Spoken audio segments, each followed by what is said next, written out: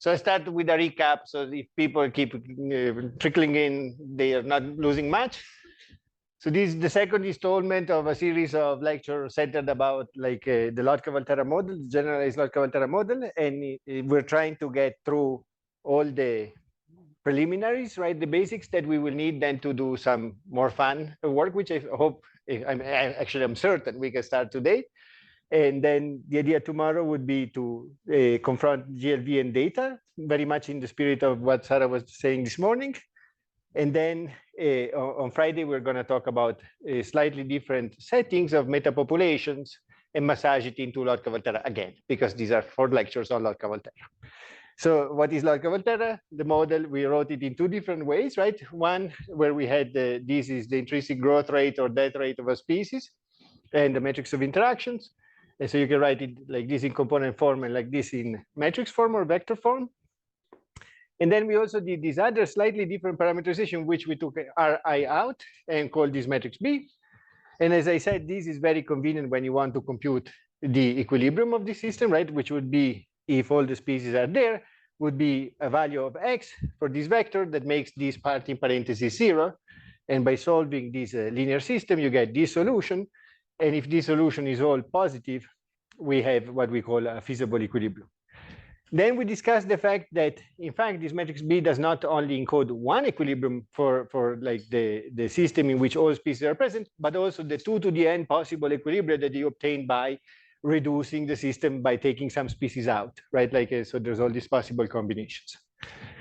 And then we were thinking about dynamics, and we showed that Lotka-Volterra can give rise to any kind of dynamics, provided the number of populations that are interacting is large enough.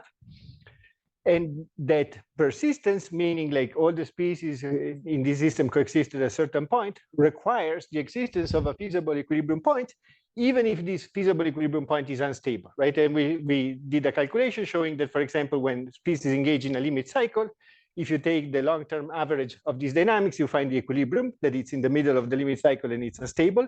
And that the same is true when we have a strange attractor, right? Like a chaotic dynamics, we can still take the long-term average and find again, find the feasible equilibrium, which means fundamentally that this is a necessary and yet absolutely not sufficient condition for persistence of the species.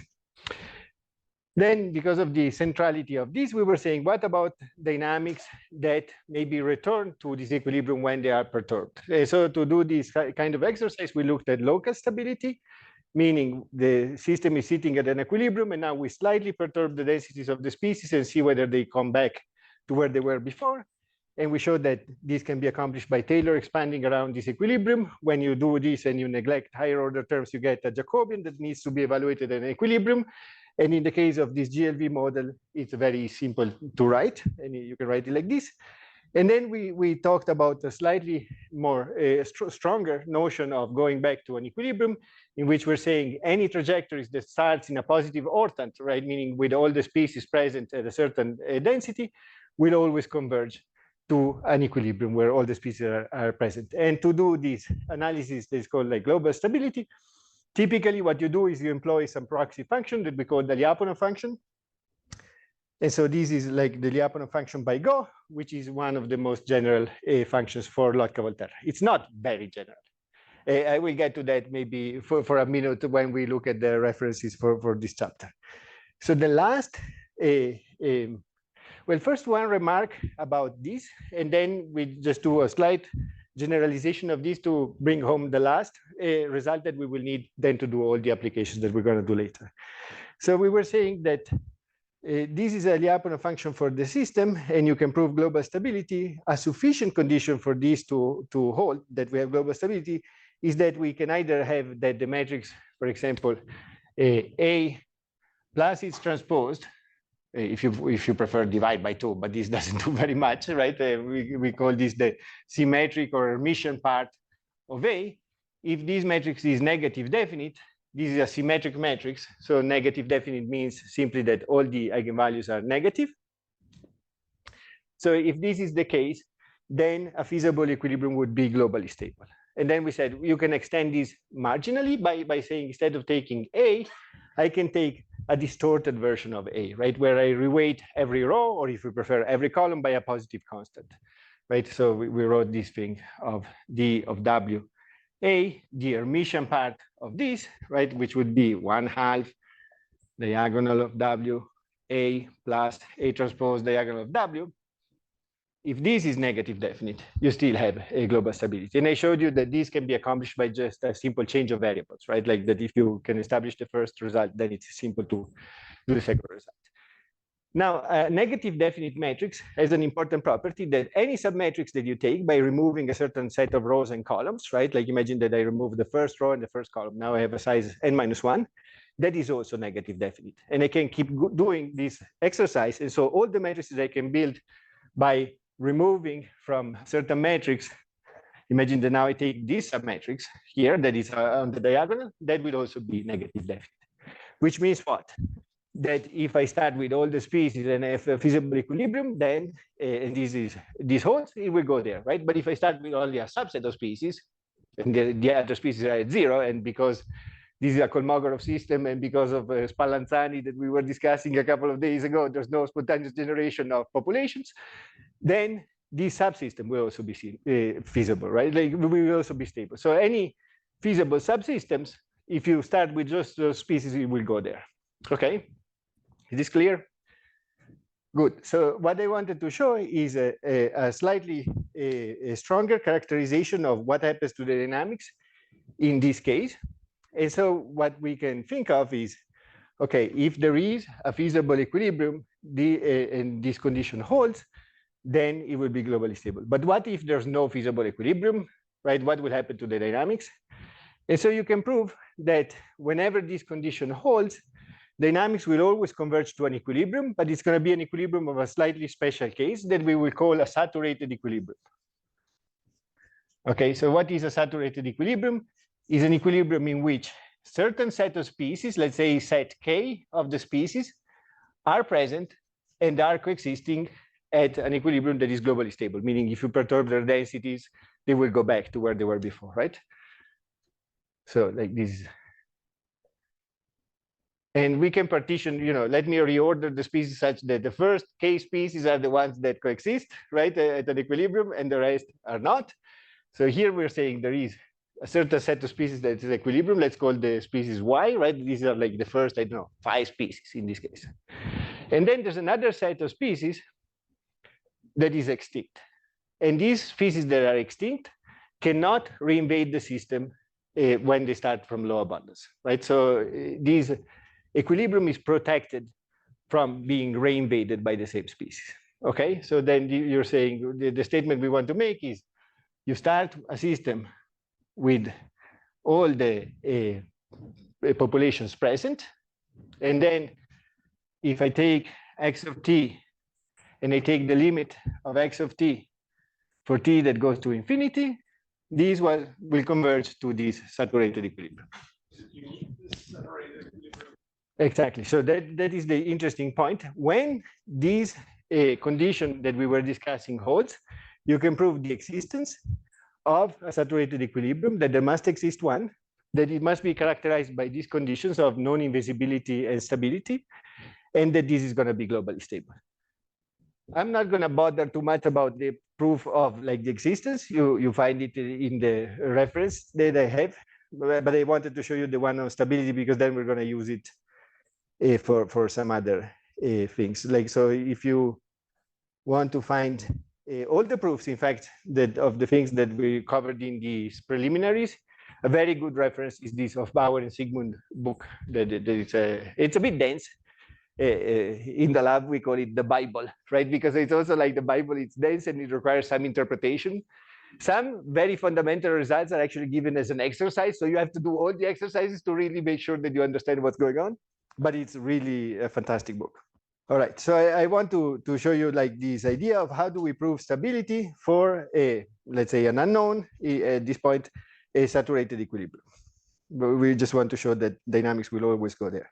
So how do we prove global stability of things? We write a Lyapunov functions, right? So we're going to write a slight modification of this Lyapunov function, but it is convenient to say, let's partition the species into two sets, right? The species that are destined to go to a positive number, we call Y. the species that are destined to extinction we call Z, and then we basically partition the growth rate vector and the matrix A according to which set are we talking about, right? So let me just do that first.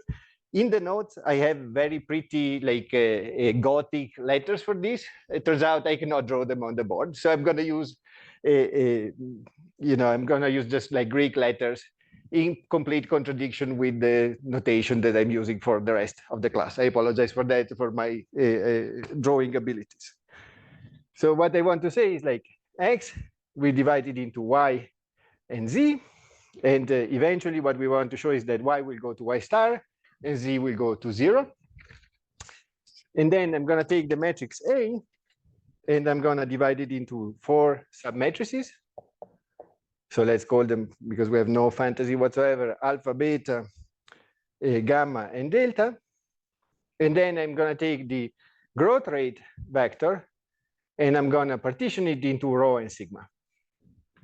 Okay, so these are the interactions between the set of species that will coexist with themselves. These are the interactions between the species that will go extinct and the species that will coexist. This one is the effect of the species that coexist on those that will go extinct, and these extinct on extinct. You see like the logic of dividing this thing in 4.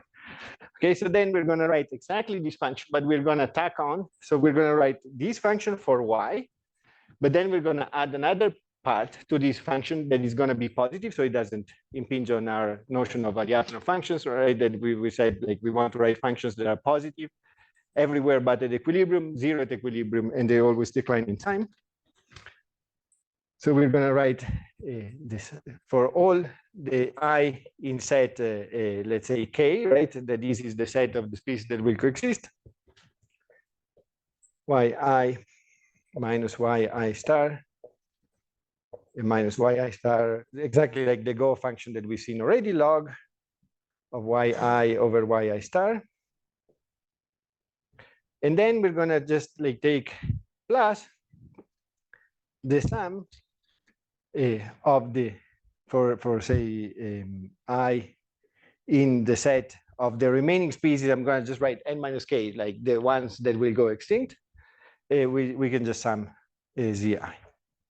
Okay, so these numbers are positive or 0, right? 0 when they're extinct and positive at the beginning. This function we already saw that is always positive or 0. So this v is positive or 0. So now the only thing that you have to do is to take the derivative of this function with respect to time. And so maybe we can write here a little piece. So v dot would be what? The sum for I in k of, from here we get yi dot.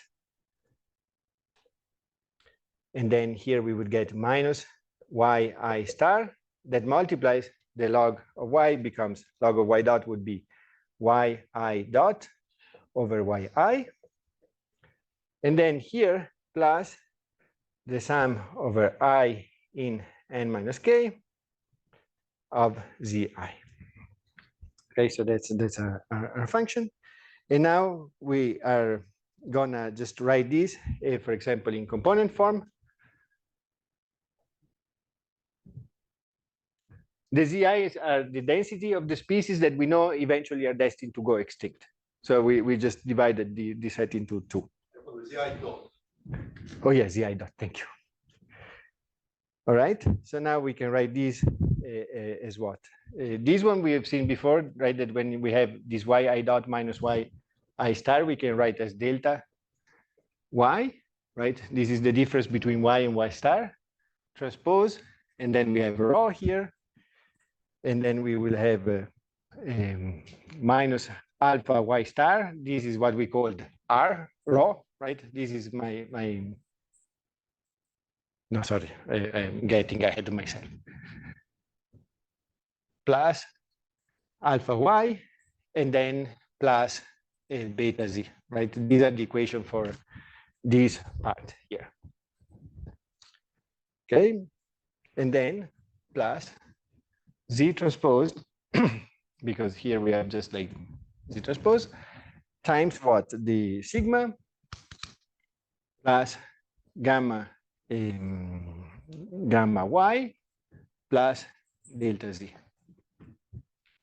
Okay, so far so good. Now, if you remember, if the y's are at equilibrium, then rho must be equal to a y star, right? Because we know at equilibrium, we have that this is 0, right? Because z is 0. And then these two must sum to 0. So then this must be negative alpha y star. Okay, so then we can substitute that. Negative alpha y star plus alpha y plus the bz, beta z. And then what we're going to do here is, and this is like something, for example, in Bauer or Sigmund, you would have to look very closely. So I wanted to make it a little more explicit. What I'm going to do is a little trick in which I add and subtract exactly the same quantity, which does not change anything at all. But so what I'm going to subtract and add to this equation is z transposed gamma y star. Right.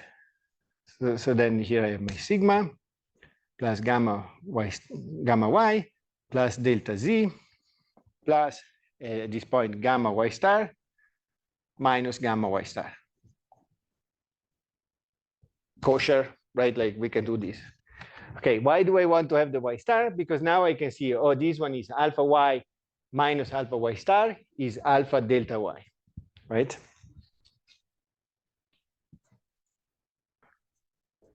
So here we can get some simplification.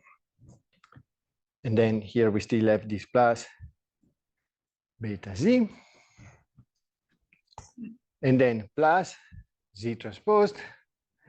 And now here we can look the same, right? I can take this gamma y and this gamma y star to get a gamma delta y. So S is sigma plus gamma delta y plus delta z star plus delta z that it's here plus cy star. Okay. So now I'm going to rearrange all these terms, trying to form some sort of quadratic form, right? So I can take here delta y transpose alpha delta y, right? So this is a quadratic form. And then here I could take plus delta y transpose from here bz plus, and from here I can take z transpose gamma delta y. Okay, alpha, beta, gamma, and then we need delta. And from here I can get z transpose delta z. Z transpose delta z. Okay, so, and then we have some other terms. So let's see, we use this one, we use this one, we use this one, and we use this one, right? We have this one standing. Okay, so let's write them here, plus z transposed sigma plus cy star. Okay, so now I'm going to write this in matrix form. What is this? This is delta y z transposed, and then alpha, beta, gamma, delta y z. So this is fundamentally delta y. Yes? Oh, sorry, yeah. You see that, like, you should never change notation midway. So this should be gamma, sorry. Z transposed A delta y z, and this, by definition of being negative definite, this is lower than 0. Right, because it's a quadratic form. And then we're left with this thing, plus z transposed sigma plus gamma y star. Okay, what is this monster here? Right, imagine that we write the equation of the dynamics of z, right? We would have z dot is diagonal of z times sigma plus gamma z, no, delta z plus gamma delta y. gamma y. Sorry, they keep switching off. Okay, so now imagine that we are at this equilibrium, right? So what we would have is here, this is 0, and this is y star, and we will get exactly this. Right, so what is the way to think about this? Imagine that z is very, very small, right? It's we had 0z, and now we introduce a little bit of it. So this term contains a z square, so it would not be felt, right? So like the dynamics of z dot when z is very, very small, it's going to be approximately diagonal of z times sigma, yes. This one is going to be about 0. And if we're thinking that the rest of the species are at equilibrium, we would get exactly gamma y star. If this number is positive, it means that the z corresponding to the positive numbers can grow when the system is sitting at y star. And so like the definition of a saturated equilibrium is what? That this thing is negative, right? That's exactly what we're meaning by they cannot invade when they're rare, right? So when we have a saturated equilibrium, we have this part is sitting at some sort of globally stable equilibrium, and this species cannot invade when they're rare. Okay, so this result, of course, you can extend it to put a W if you want, so you don't need like a to have an Hermitian part that is negative definite. You can also do the same distortion. But this is a very, this notion of a saturated equilibrium shows up in a number of applications that we're going to see. These are all sufficient conditions, right? In fact, these things can be extended a little bit. So there are different Lyapunov functions for Lotka-Volterra that also prove like the stability of saturated equilibrium. And hopefully, you know, can be extended even more because there are many cases of things that, you know, the dynamics are going to be globally stable. And yet, this Lyapunov function would not work. Okay? Yes? You made an approximation of small z here, which means that this Lyapunov function is not always decreasing, but only decreasing when you're... No, so what I'm saying is, if this is really a saturated equilibrium, meaning z cannot invade when they're rare, this quantity, which I didn't approximate, has to be negative. So it's the sum of negative numbers and negative numbers. Thank you, because I didn't clarify it enough. All right, so that concludes the first part, but I wanted just to show you a few papers that you might be interested in, just for historical reason or because you want to learn more about this. And I want to shout out to Gaurav that already showed this first paper yesterday. Yesterday we were discussing how do we go about modeling nature. And I think a paper that everybody that wants to do any ecological model should read is this Richard Levin 1966. And we're going to see Richard Levin's again when we do like the lecture on Friday about metapopulations. And then these models, as I told you, are 100 years old or more than 100 years old, depending on Lotka or Volterra, right? So the first mention of the predator-prey Lotka-Volterra model is this 1920 paper, which is really fun to read. And the same model rediscovered by Volterra, 1926 in Nature, very short paper, also very fun to read. The exchange on, I did this first, yes, you did. You can find it at this link here. Okay. All these Lyapunov functions that we've seen are fundamentally inspired by a concept of motion for the predator-prey Lotka-Volterra model that was found independently again by Volterra and by Lotka. Lotka already did it in 1920, but you can see that now he was talking about chemistry because he would switch between chemistry and biology with the same exact equations that have mass action typical of chemical reactions.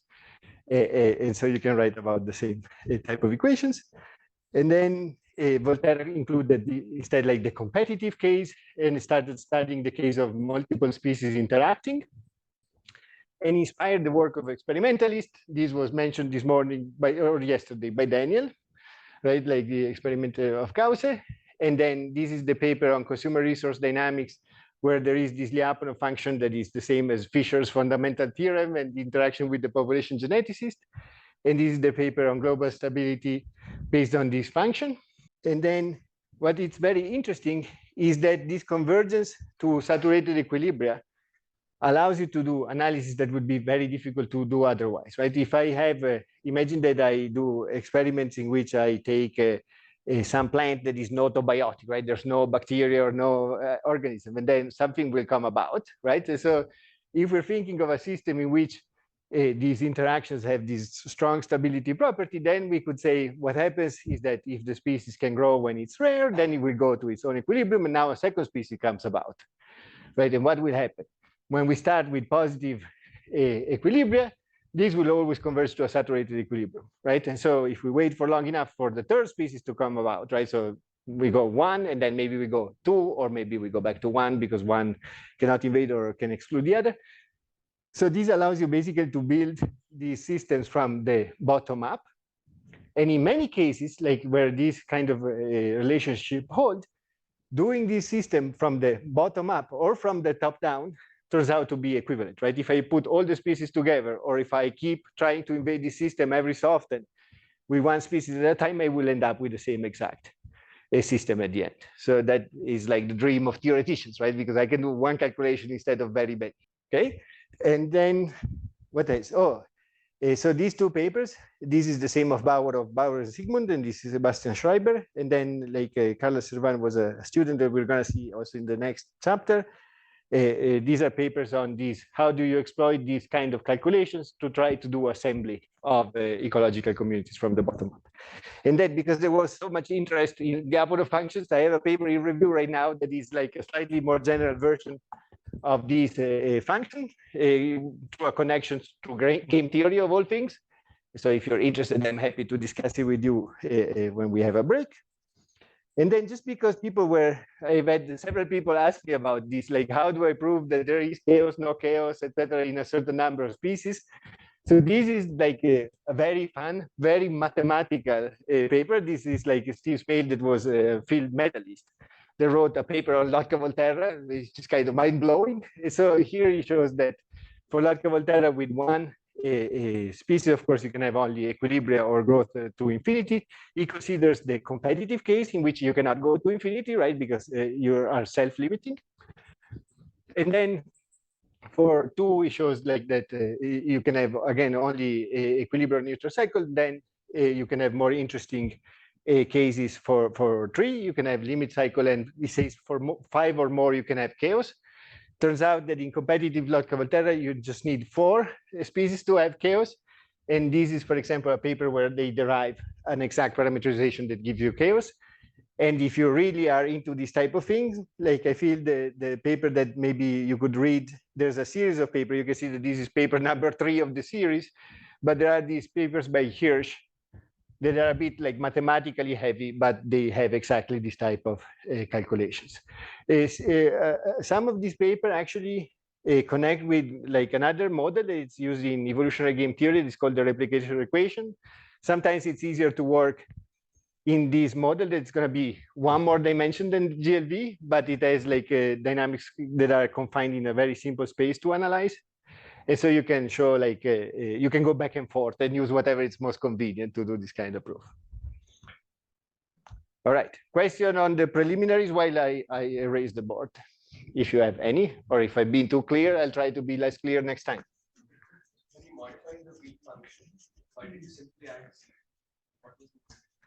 Because it has to be a positive, right? But I want to have a function of all the variables, because otherwise I could have, when I take the derivative, I don't have the dynamics of z if I don't include z in the equation.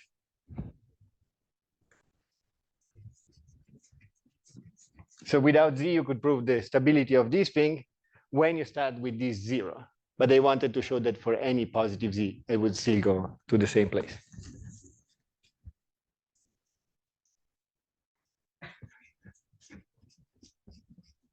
Other questions? I'm listening. I'm just like trying to erase. When you find your question right, why didn't you add the log term? But if you can see that since it's for 0, then the log term goes to 0. Well, the log of 0 doesn't exist. But yeah. The prefactor of the log log is D star, and D star is exactly. So this is basically exactly. It's basically the same. If I were to say this is 0, and then when I do 0 log 0 is 0, right? Like which mathematicians are on the fence or whether you can do it or if it's kosher or not. So that's why I'm saying it's a very minor modification. It's basically what you would get if you were to assume that, yeah, 0 times log of 0 is 0. Other questions? So basically, in situation where sigma plus gamma y star is less than 0, there will be a feasible saturated.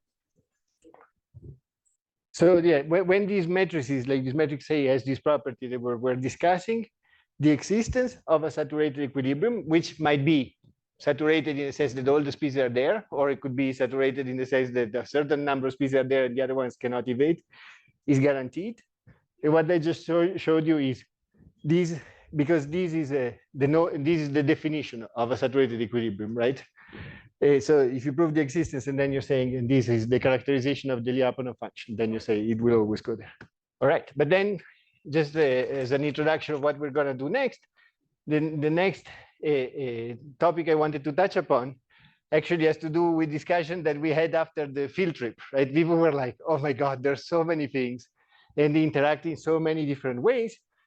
And how can we make sense of all of it, right? And it's a very good question. In fact, like if I have to think about it, like I built my career on the fact that there's more than 3 species, right? Like I always joke that like where can you find only 1 species? In a book on theoretical ecology, of course, right? Like the first 5 chapters have only 1 species, then there's 3 chapters with 2, and then maybe if you're lucky, there's a chapter with 4. But other than that, it's very difficult to find a place where there's only 1 species. And but then when there's many species, there's so many things that can happen. And so how do we form some sort of expectation of what could happen in these systems? And one way that I find really fun to do, and it might or might not have biological relevance, and we will see later, is the idea of building models with random parameters. Right? So if I have species interact at random, what's going to happen? Okay. And so I wanted to guide you through, like, first a very stupid example, and then a slightly more interesting example, and then try to build some sort of theory of this system with random interactions. So the first one doesn't require any math. And what we're going to do is to say, imagine that we have species that are self-limiting, right? So there's some sort of a logistic kind of term. But then in a given environment, they might be able to grow because they find something to eat or not, in which case they will die, right? And so what we are saying is all the dynamics are of this kind. I'm going to put a minus here because it's easier to think about it later. Right, so species are not interacting. Right, we can have n species, so this I goes between 1 and n, and each one species has a AII greater than 0, right? Which means what? That A is a matrix with a diagonal that is all positive, and then it's 0 everywhere else. Okay, this matrix, by the way, is exactly of the kind that we just discussed, right? Because yeah, if I take the symmetric part of a diagonal matrix, I get the diagonal matrix, and this is all positive. And because we have a negative in front, we have all the eigenvalues are negative. So these abides by a rule. So we're in this special case that we were discussing before. But now we're saying, but R, because we pick random species and now we grow them in the laboratory under certain condition, could be positive or negative. And in particular, I'm going to consider the case in which the Ri are sampled independently from a distribution. Okay, or from, you can also sample each one from a different distribution. Doesn't really matter. What matters, however, is that this distribution is symmetric about 0. Okay, so one simple distribution could be a distribution in which we have Ri, and this is 0, and we get like a value of plus alpha or minus alpha with the same probability, say 1/2. Okay, this we flip a coin and we put 1 or -1. Or, so this would be a probability mass function, right? Meaning that things that outcomes really have probabilities. Or we could say, I sample the Ri, from a normal distribution with mean 0, right? In which case I'm going to write the density of a certain value R, right? Let's say this value is equal to the density of this distribution of negative R, right? So this is what I mean by symmetric about 0. Okay, so that if I fold the distribution around 0, I get exactly the same. I trace the same curve. The shape of the distribution is completely irrelevant. So you can think about whatever distribution you prefer, like I like this one. Okay, that's my distribution. And you can pick a different distribution for every R because it doesn't matter. Okay, so now we can do this experiment in our head. How many species will we find at the end of the experiment if I put n species? On average, n divided by 2. But in practice, we can compute what is the probability of each outcome, right? Because we will have that if Ri is greater than 0, then xi will go to xi star, which be exactly like what? Ri over aii, right? And this we said is positive, and we're saying this is positive. And if Ri is negative, then xi will go to extinction. Okay? And because this is symmetrical about 0, we have 50% probability of either outcome. So if I have one species, the probability that will survive is 1/2. And if I have n species to begin with, what will I have? That the probability that a certain number of species, let's say k, right, is the size of the set of the species that coexist, given n, is binomial with n and 1/2. Okay. No, let's say this is k. K is distributed binomially. K is distributed binomially, and then the probability of a certain k given n is exactly n choose k 1/2 to the n. Okay, because we have a probability of 1/2, so the two parts of the binomial distribution multiply. Okay, so that was a very trivial example, right? We can say, oh, here in this model we can build however many species we want, because we just need to start with a sufficiently large number of species, and on average we will cut it in half. But so if you want to have about 100 species, start with about 200 and you will get them. Okay, so now we're going to do this exercise, but with interactions between the species. Okay, so now imagine this exercise, but instead of having this very simple form of Lotka-Volterra with the diagonal matrix, we have Lotka-Volterra with a more generic matrix. And so just to, we can keep like the first part of the setting. We can say, for example, that aii is equal to 0. And then we can take the Ri's from a certain distribution that is symmetric about 0. Right, so we have Ri are sampled independently. Let's just say each one Ri is sampled from a distribution Qi, such that the probability of R is equal to the probability of negative R. And then Aij is sampled from some other distribution, also such that the probability of Aij is equal to, or the density of Aij is equal to negative Aij.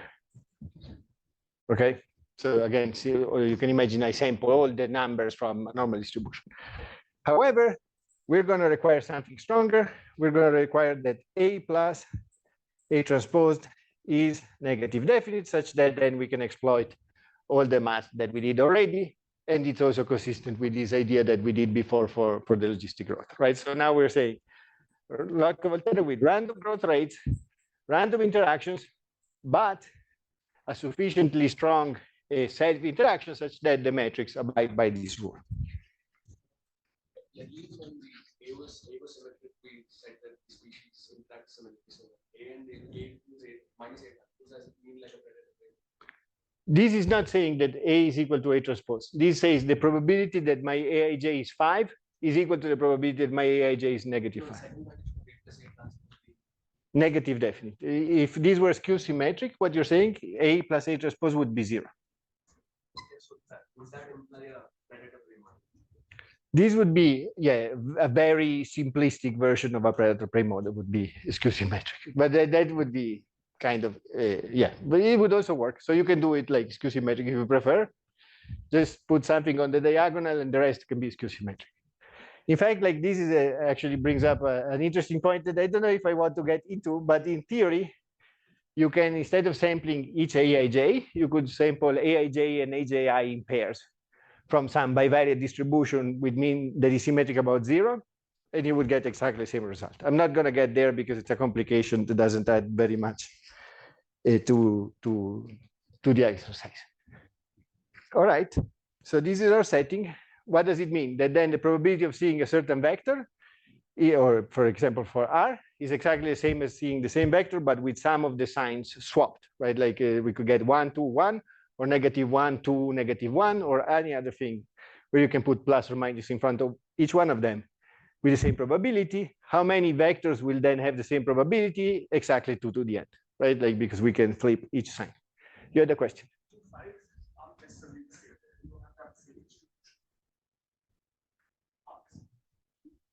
Yeah, like I can sample each Aij from a different distribution, right? Or the same distribution, doesn't matter.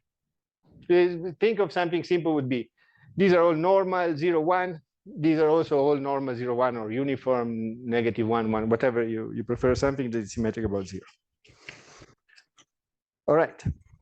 So to do this trick that we're going to do, we need to introduce a family of matrices that are called signature matrices. And they look like this. Let me just do it maybe for 3 by 3. Right? So the first one family in this set is just the identity matrix. Right? So 1 on the diagonals, 0 elsewhere. Okay? S2 is exactly like the identity matrix, but I have -1, 1, and 1. The rest are 0. Okay? S3 would be, for example, 1, -1, 1. 0 and 0. S4 would be, for example, -1, -1, 1, 0 and 0, etc., etc. How many there are? 2 to the n, right? 8. And so S of 2 to the n would be -1, -1, -1, right? In this case, because we have only 3 things. So it's the negative of the identity matrix. Okay? So these matrices, besides being so simple, they are also a bit special because they're the inverse of themselves, right? So if I take a SI inverse, I get SI again, which means that if I take SI and I multiply by itself, this is the same as saying SI times SI inverse, right? Because they're the inverse of themselves. And so you always get the identity matrix. Okay? And you can think about numbering these things as you would number like numbers in base 2, right? Like I have a string of 1s or -1s and I flip each one in turn. Is this clear enough? Geometrically, what does this do?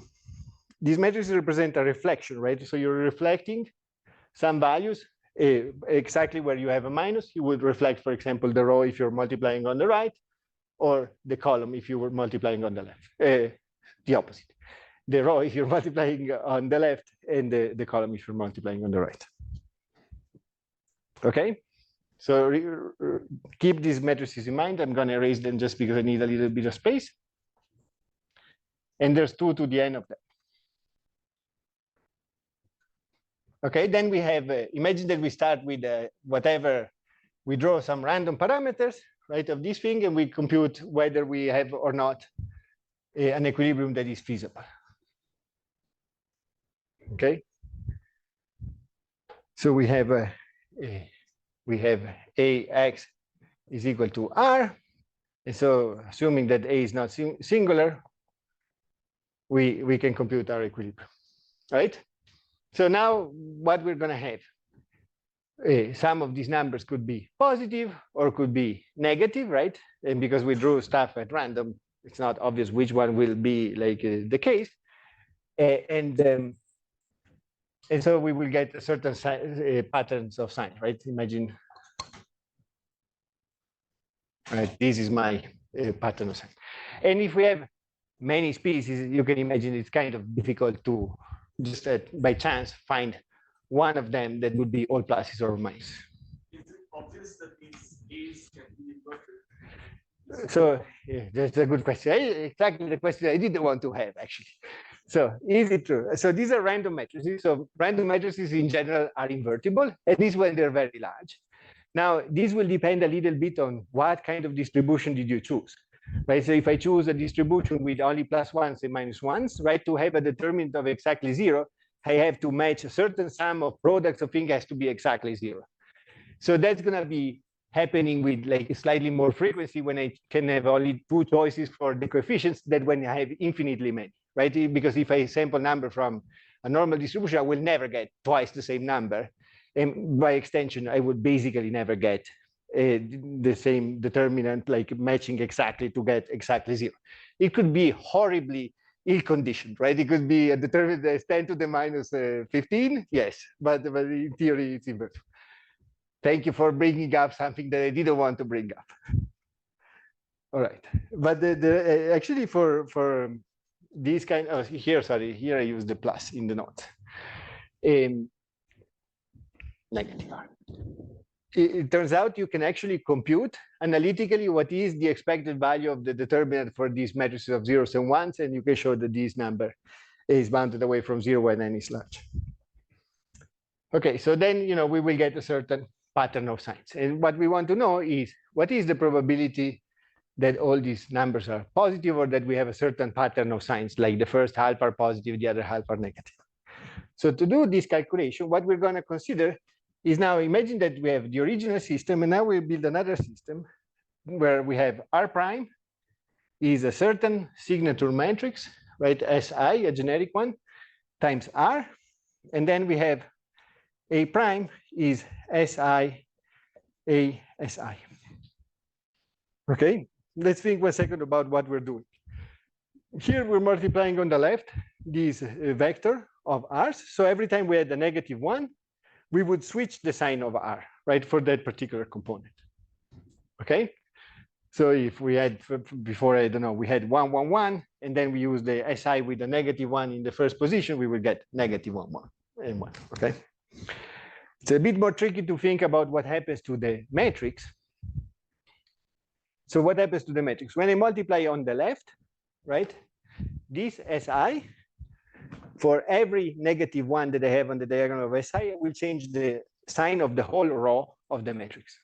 Okay, so all the coefficients in the row will be flipping signs for all of them. When I multiply by the same matrix on the left, on the right, what do? I will change the sign of the whole column.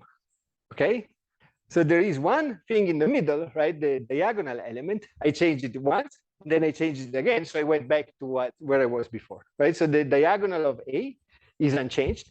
And in fact, if I write this in this way, right, because these matrices are identical to their inverses, you can see that this is a similarity transformation. And therefore, the eigenvalues of my A prime and those of A would be exactly the same. And therefore, this property of A plus A transpose is negative definite is maintained by this transformation. Okay. Moreover, because of this notion of symmetry, and that's why I want to have symmetry in the first place to do this calculation very easily, like the density or the probability of R is exactly the same of that of R prime. Right, so these two vectors are two of the vectors that I connect by switching the signs. And when I switch the signs, I don't change the probability. And similarly, phi of A is equal to that of A prime, right? Where this would be the probability density function over the whole matrix. Everybody's following so far? We're almost there, because now we can compute what is the equilibrium for my new system, right? So we want to compute what is X prime. Well, X prime will be negative of A prime inverse times R prime. Okay, what is this? This is the negative of SI A SI inverse times SIR. okay? What is the inverse of this product of matrices? Would be negative SI, A inverse SI, right? Because we should switch positions and invert them, but the inverse is themselves and they're the same matrix. SIR, but this is negative of SI, A inverse. These two I can get rid of because they make me the identity matrix R. And this is equal to SI X, right? Because this thing with the negative sign is X. No, without the minus sign, because X is negative A inverse R. Okay, so when I did this transformation, what did I do? I went into my equilibrium or the solution of the linear system and I switched one sign, right? So for any possible pattern that you have here, how many SI will make all of these pluses? Just one of them, right? How many there are of these SI? 2 to the n. So then the probability of getting all of them plus, what is it? 1 over 2 to the n. Okay?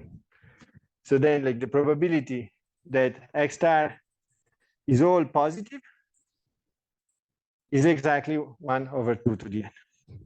Right? Which is, by the way, the same exact number that we got when species were not interacting at all. Right? So this is a fun exercise because of that, right? That we get that like something that looks a lot more complicated than the original model, it gives you the same answer, okay? Now, in the other case, we could also compute how many species coexist at equilibrium, right? Because we're saying each one, if they have R positive, they go to their own equilibrium. So we could say, oh, this descends from the binomial distribution. And this is consistent with the same distribution that we had before, right? Because before we would have had n choose n, which is 1, times 1 over 2 to the n. So this is consistent.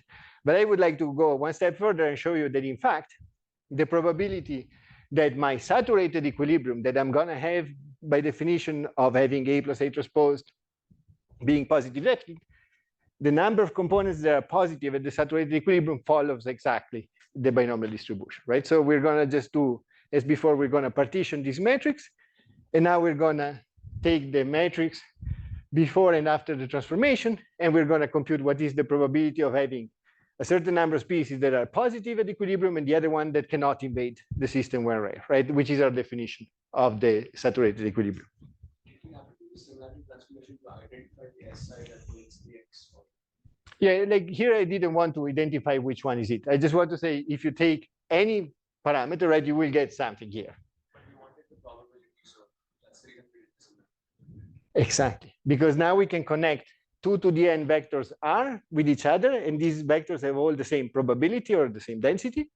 And we can connect 2 to the n matrices, which I can obtain by choosing different SIs, but they're all connected in the space of matrices, they're all connected and they have the same probability, right? So this beautiful thing is due actually to Carlos Servan that I mentioned before.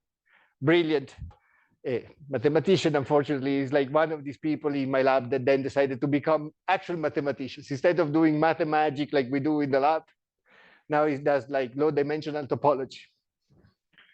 This is not even the first time this happens. That's the tragedy, right? Like I'm giving people like transitional PhDs and then they become mathematicians.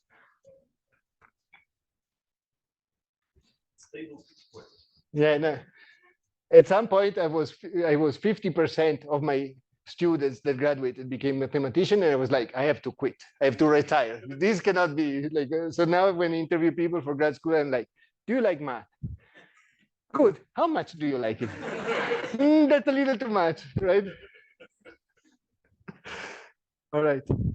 So we want to do practically the same calculation that we did to do the saturated equilibrium Lyapunov function, right? So just to remind you, we take X and we divide it into Y and Z. And then we take X tilde is my saturated equilibrium is Y star 0. My matrix A is alpha, beta, gamma, delta blocks. And then R is rho and sigma. Okay, now compared to that, we also do one more thing, which is to partition the matrix SI, right? We also divide it in blocks, right? So if we had Si that was like some patterns of plus or minus 1 here, and then some pattern of plus or minus 1s here. We're going to just divide it into 2 blocks, right? And I write this one as Si for the block K and Si for the block n minus K. These are also signature matrices of different dimensions, right? Exactly as we had before. All right. So all that I care about really is to see what happens to sigma and what happens to C. No, C is called gamma now, when I do this signature transformation, okay? So I will have a sigma prime is Si of n minus K sigma, and then gamma prime would be Si of n minus K gamma Si of n minus K. All right. So we saw this derivation before, so I can already write what is the probability that y prime, or like what happens when I transform y prime. I should get SIK times negative alpha inverse r, right? This would be the original y, and this is the y when I transform it. Okay, so how many signature matrices of size k will make y greater than 0? 1, right? One of them. How many there are? 2 to the k, right? So like the probability that I pick the right one for this part is 1 over 2 to the k. Okay. Now we can assume that this thing we pick the right one, so that this is positive. And then we want to write the non-invisibility condition. We wrote it like this. It's approximately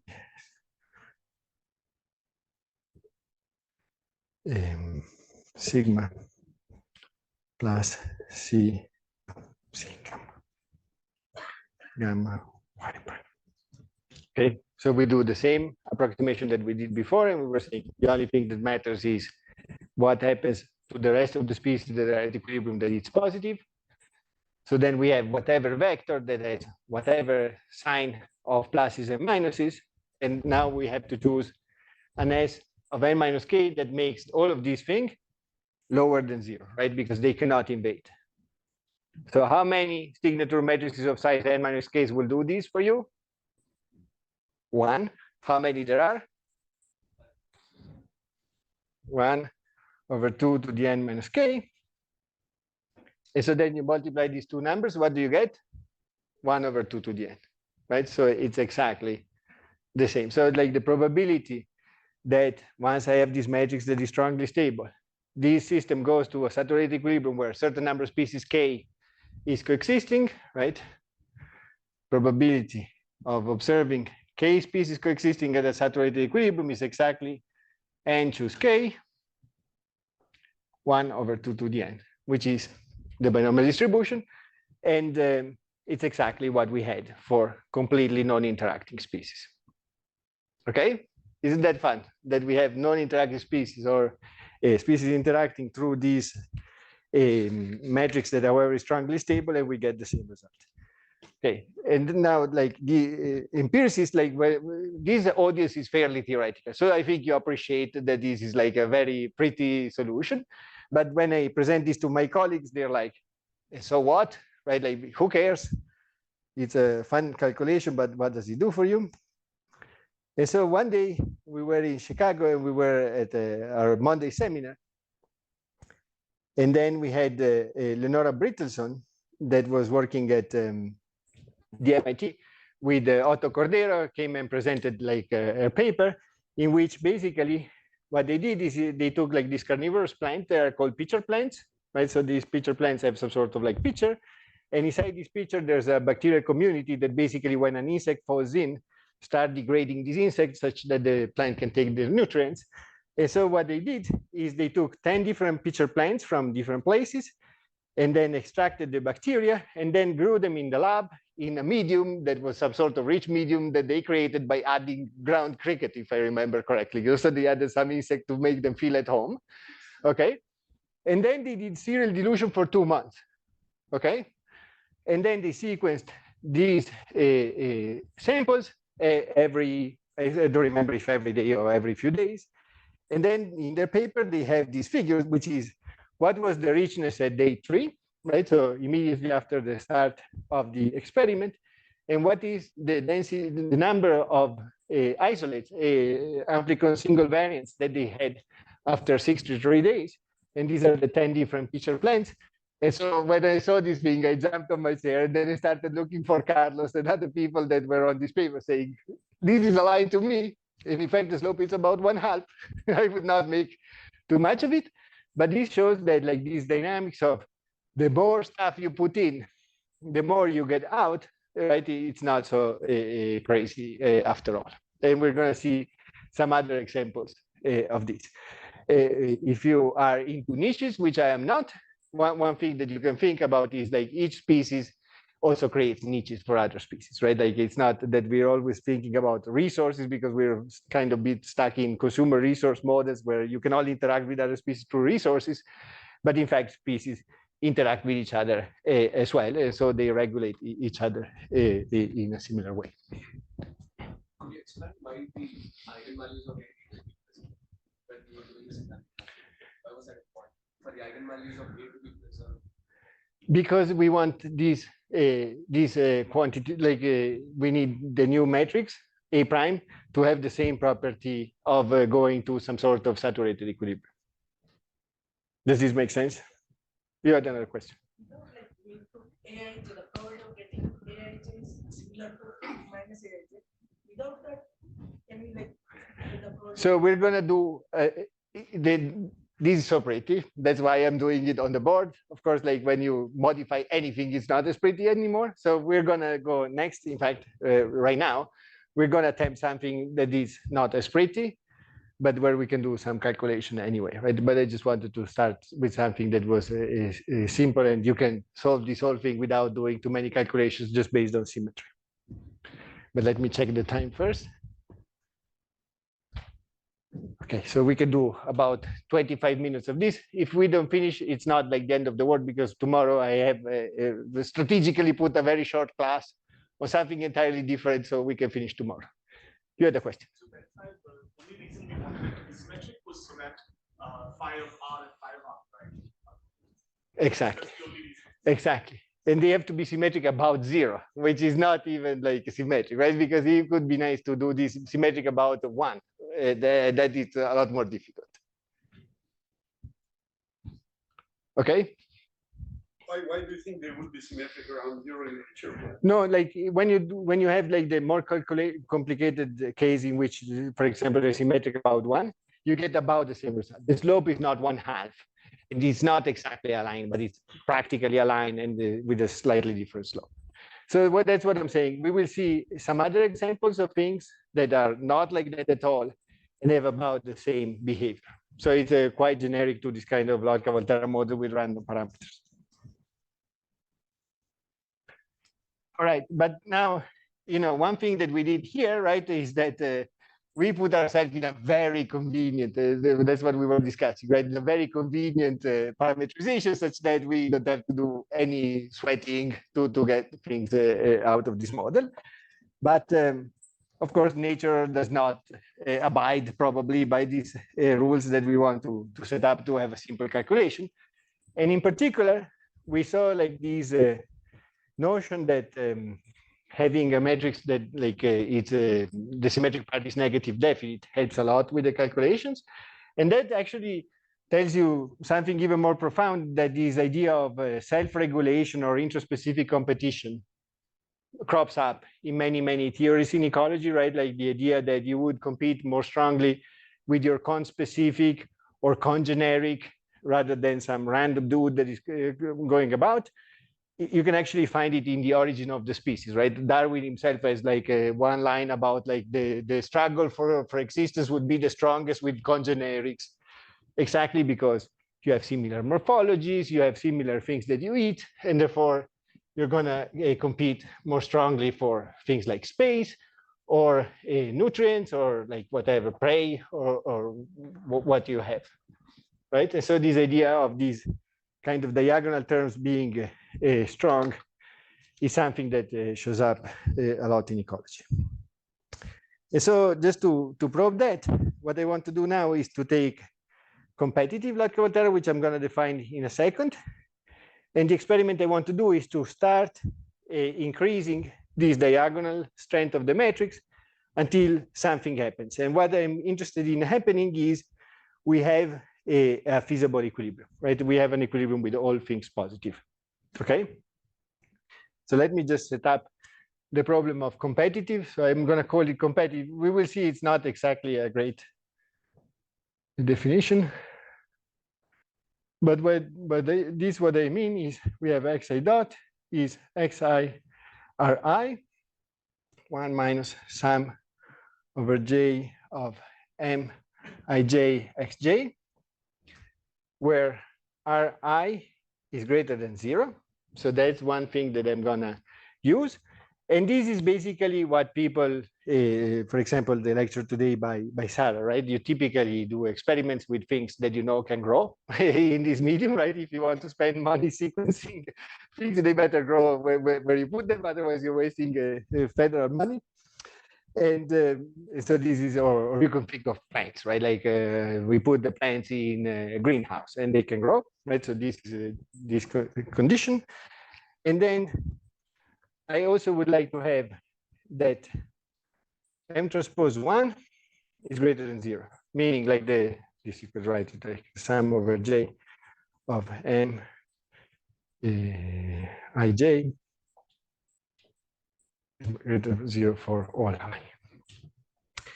So this is what I'm saying here because we put a minus, right? Positive numbers mean competition. So I'm saying that at least on average, interactions are competitive. So competition is the dominant mode of interaction. Doesn't need to be all positive numbers, but like each column should sum to a positive number. That's what I'm saying. Yes, on the definition. All right, and I told you that I want to probe what is the effect of the diagonal of this matrix M. So to do this, I'm going to write M as the sum of two matrices, a matrix that is diagonal with alpha on the diagonal, and then another matrix B, right, that encodes the interactions. And in particular, because this chapter is on matrices with random coefficients, we're going to think about B as being some sort of random matrix. You can put 0, you can put not 0, doesn't really matter. Okay, so but then the experiment we're going to do is like we start, for example, with alpha is equal to 0, and then we start cranking alpha up until, for example, we get to some result, right? So this alpha represents what? Like the excess of interspecific competition in the system, right? We have a baseline interspecific competition for species I would be BII, right, which can be whatever number you prefer. And then this one we're saying, and now we add to all the species an excess of interspecific competition. Okay, how strong does it need to be to, for example, to guarantee feasibility? All right, the first thing I want to show you is that as long as this is true, what is on the right-hand side, right? Like what is the sum, the positive sum of the columns doesn't do anything at all for feasibility, right? Like the feasibility of the matrix with the columns that sum to 1, 2, and 3, or the same matrix, but now we add like a constant to each column such that now my column sums to 100, 235, and 600. This doesn't do anything at all to the feasibility of the system. Okay, to do this, I already wrote M as the sum of two matrices. I'm gonna keep like going and write M as the sum now of three matrices. That is positive. Positive. The whole entire thing. So I'm going to write this as alpha I plus C plus 1 M transposed. So what is this? I took B and I wrote it as the sum of two matrices. One that only contains the column means for each A column, right? That is my vector M.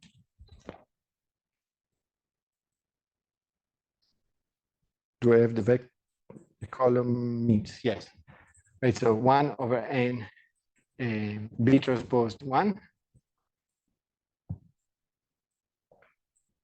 Okay, so this is my column means, right? So imagine a matrix that has, I don't know, the first column mean is 1, so 1, and the second column is 1/2, so it goes 1/2, 1/2, 1/2. So that's like 1 M transposed. Okay, just a matrix with fixed columns. Each column is the column mean of B, and because of this, what will be C is the remainders, the deviation from the mean for each coefficient. And now we have that by definition, C transposed 1 is equal to 0, right? Because we subtracted the means. So now the mean of the column is 0. Okay. Why do I want to do this? It will be clear in a second. And before I get there, how many people are familiar with the Sherman-Morrison formula? And you can say, I'm not familiar. And it's fine because it takes 1 second to do. You're not familiar. So we're going to do the Sherman-Morrison formula. So we're going to click here. Okay. So what I want to contrast is we have our system, right? That is mx is equal to 1. Okay. That's the original system. And I want to solve a simpler system that is ai plus c, y is equal to 1. Okay, so I just have other variables, and instead of having alpha I plus c plus 1 M transposed, I took this thing out. Okay. Now, we know that the solution of this is x is M inverse 1, and the solution of this system is y is alpha I plus c inverse 1. There's a question. There was a question or there. Can you explain? Okay, so we take a matrix. Imagine that you have whatever matrix you prefer, and we know that the column sums are positive, right? Which means also that the column means are positive because they're just the column sums divided by n. Okay, so now we're going to write this matrix as a matrix of means per column, right? So each coefficient in the same column will have the same column mean, and that's like my vector M here, right? So this matrix will be a matrix with constant columns. And then the remainder, right? Whatever is Bij minus Mj, right? That is my matrix Cij. Does this make sense?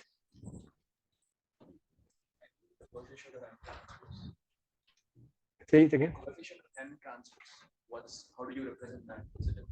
Is this matrix, right? This would be a matrix, right? This would be, you can think of this as 1, 1 transpose, a matrix of all ones. Multiply on the right by a column mean, you get exactly this matrix. What does this do? Take each column of this 1, 1, 1 and transform it into M1, right? And then M2, M3. Yes? All right. Okay, so now I would like to, instead of working with this system that it's a bit difficult, I would like to solve this other system and then connect the two. But to do this, we need this famous Sherman-Morrison formula, which is useful to do what? Is you have solved a system of equations, right? And then you change the matrix and you add to this matrix a rank 1 matrix. A rank 1 matrix would be a matrix that can be written as the outer product of two vectors. Right, so imagine that we have A that is a matrix that is invertible. And then we have two column vectors that are, we will call U and V. And now we want to know, we know A inverse, known. And now we would like to know, what is this? The inverse of A plus U V transpose. Okay, so we have updated, we have a rank 1 update of our matrix, and we want to do an update of the inverse. Okay, So if you remember, like, I don't know if how much you've been thinking about inverting matrices. I invert a lot of matrices, so I think a lot about it. And inverting matrices is very computationally expensive, right? It takes like an order of like n cube kind of operations. And so if I have already this is a minor modification of what I had, I would like to recycle it. And so the Sherman-Morrison formula allows you exactly to do this. And this says A plus UV transposed inverse is just A inverse minus A inverse UV transposed A inverse. And then here, let's put it here, minus 1 over 1 plus V transposed A inverse U. Okay, so this is saying you have a matrix A inverse, and this is a matrix of rank 1, right? That you can use to update your inverse. Okay, so this is used typically to speed up the calculation of the inverse. Okay, how is this going to help us here? So what I'm saying is, I want to solve this system, which is simpler, right? Because we have one less matrix, and this matrix has some sort of special properties because the columns sum to 0. And I want to relate the solution y to the solution x. Right? So I have the inverse of this matrix, and I want to know the inverse of that matrix. Okay, and I'm going to use this formula here. All right. So what do we get by the Sherman-Morrison formula? We get x is alpha I plus c. This is this matrix, right? Plus 1 m transpose inverse 1. Okay, so this is the left-hand side. Now we're going to plug in the right-hand side, which is equal to A plus I, no, sorry, AI plus C, AI plus C inverse minus 1 over 1 plus M transposed alpha I plus C inverse 1. Okay, so this is just a constant, right? It's not really a quadratic form, a bilinear form. And then here we would get alpha I plus C inverse, and then 1 M transposed alpha I plus C inverse, this whole thing times 1. And at this point, you're like, this doesn't look easier, right? It doesn't look easier than what we had before. It looks, in fact, much worse.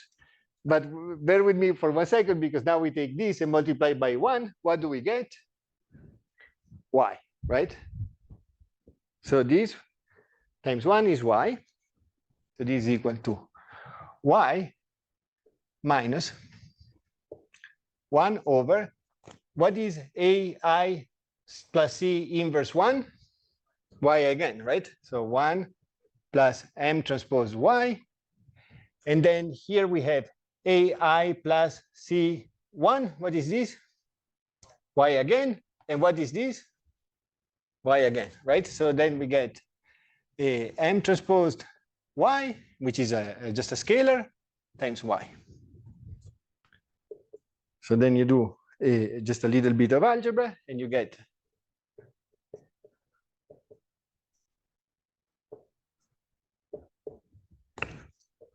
so that doesn't look too bad, right? So with this thing, we simplified, and now we can see that X and Y are proportional to each other, right? And the constant of proportionality is this number here, okay? Because they're proportional to each other, when is X positive? X can be all positive only in 2 cases, right? First case is Y is also all positive, and this constant in front is positive, or Y is all negative, and the constant is also negative, right? There's no other option. Do you agree with me on this? That if these 2 things are proportional to each other, we care about the signs, these are the only 2 possibilities? Fantastic. So now we're going to take this equation and massage it a little bit. What I'm going to do is I'm going to divide both sides by alpha. Okay, so we get I plus 1 over alpha C y is equal to 1 over alpha, the 1 vector. Okay, and now I'm going to sum all of the equations. Okay, so I'm going to do 1 transposed, which is summing all these equations. And then I'm going to sum the right-hand side. Okay, here I'm going to get how many, what will be 1 transpose 1? However many equations we have, so n, right? So this is n over alpha. And then we have 1 transpose y plus 1 over alpha, 1 transpose c y. How much is 1 transpose c? So all the columns in C sum to 0. So this is 0. So this means that 1 transpose y, or if you prefer, 1 over n. So the mean of y, right? This would be the mean of y, is exactly 1 over alpha, where alpha we said is greater than 0. So can all the y's be negative if they have a positive mean? They cannot, right? So this means that x is feasible if and only if y is feasible. So we can just work with y and forget about these column means altogether, which means what? That the column means don't matter, right? Like it is kind of funny because people tend to obsess about interaction strengths. This is a case in which add 1,000 to each column, big deal. Nothing changes in terms of like what is the positivity or not of the system.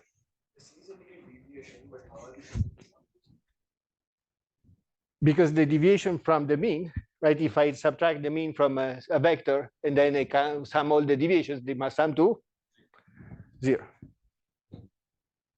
Everybody's on board? We have 5 minutes. Are you sure you don't have a question? Because this could be a good moment to stop. Or I can try to squeeze in. I think I got a little lost in that. Okay. So maybe we can recap, right? Let's recap for a second, because this is a bit. I told you that like the calculations get a little more complicated. We cannot do whatever we want, right? So the problem we would like to solve is, imagine that I crank up alpha. I want to show you eventually that there's going to be some alpha that is big enough that guarantees that the solution of the system is positive, so that we will have a feasible equilibrium, right? That's the grand goal of this section, when these metrics be as random parameters. But working with these metrics is a little tricky. So what I wanted to do is to work with a simpler system, okay?